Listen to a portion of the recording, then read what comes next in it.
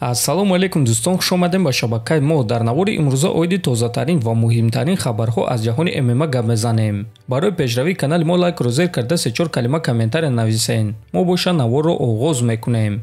дӯстон, барои шумо беҳтарин хабар. акнун шумо метавонед аз ширкати шифофармо ҳама намуд доруҳои гиёҳиро бо нархи арзон ва сифати олӣ дастрас кунед. доруҳо барои хароб ва фарбешавӣ, дарди дил, дарди меъда, пастаҳо барои хунукзадагӣ, барои қавӣ кардани мардонагӣ, барои шахсоне ки фарзанд ёфта наметавонанд, равғани усма, хилба, равғани сиёҳдона барои ҳамаи дардҳо, шампунҳои гиёҳӣ. худи ҳозир ба номерҳои дар рӯи экран буда занг зада доруҳои даркории худро бо нархи арзон дастрас кунед ва ҳатман аз номи канали паҳлавон гап занед. ҳамин гуна шумо ҳам доруҳои даркории худро дастрас мекунед ва ҳам канали моро дастгирӣ мекунед. топови ҷангвари вазни сабуки UFC Дастин Порие барои реванш бо Ҷейсон Гейҷи розигии худро дод. ташкилоти UFC дар Твиттер акси Гейҷиро чоп карда чунин суханҳо навиштанд.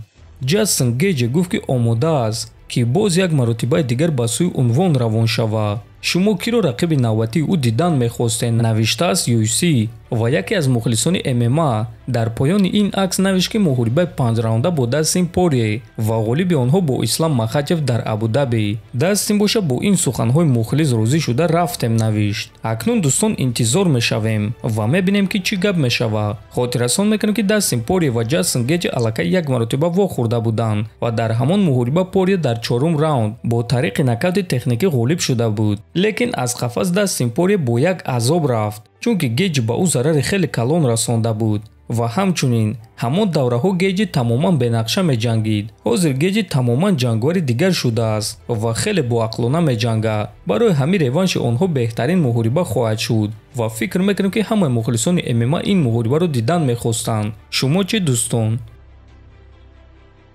ҷангвари вазни ним вазнини ACA Элхан Мусаев баъди ғалабааш дар муҳориба зидди ҷангвари тоҷик Абдулҳамид Давлатов ба дигар ҷангвари тоҷик Фаридун Одилов визов дод ва Фаридун ба ӯ ҷавоб дод. биёед оғоз мекунем аз суханҳои Мусаев. чӣ гунае ки шумо медонед чанд рӯз пеш ман дар муҳориба зидди ҷангвари хеле сахти тоҷики вазни вазнин ғалаба ба даст овардам ки ӯ дар ҳақиқат яке аз беҳтарин ҷангварони онҳо ба ҳисоб мерафт ва довталаби якчанд ташкилотҳои ҷаҳонӣ буд.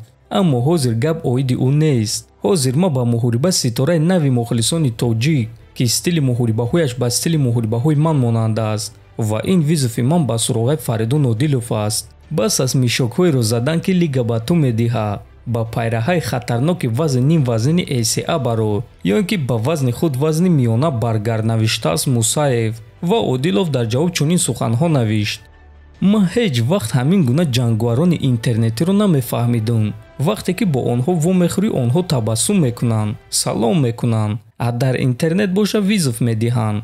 хештег дар навбат, навиштааст Одилов. дӯстон, бояд қайд кард ки ҳам баъзе Фаридун ва ҳам баъзе Элхан гӯштин аст, аммо Фаридун дар гӯштин зиёдтар дастовар дорад ва дар стойка Фаридун хеле хатарнок аст. ин чизро дар муҳорибаҳои ӯ дида мешавад. Фаридун Одилов ягона ҷангваре ҳаст ки Шавқат Раҳмоновро ба нокдаун равон кардааст. барои ҳамин фикр мекунем ки агар муҳорибаи онҳо баргузор гардад, пас Фаридун дар ин муҳориба ғолиб шуда метавонад. лекин дӯстон, мо бояд ба ин чизҳо одат кунем, чунки акнун чунин визовҳо ба суроғаи Фаридун Одилов бисёр мешаванд.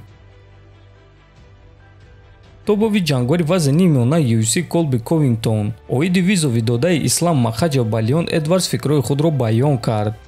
ман ин чизро дида хандидам. бародар, туро як мундуқ Александр Волконовский 66 килограмма зад. чӣ гуна ту ба вазни 77 килограмм баромадан мехоҳӣ? мо медонем ки дар ин ҷо чӣ гап ҳаст. ҳамаи ин корҳоро менеҷери ӯ карда истодааст, то ин ки Махачев пеш аз ман барои камарбанд ҷангад.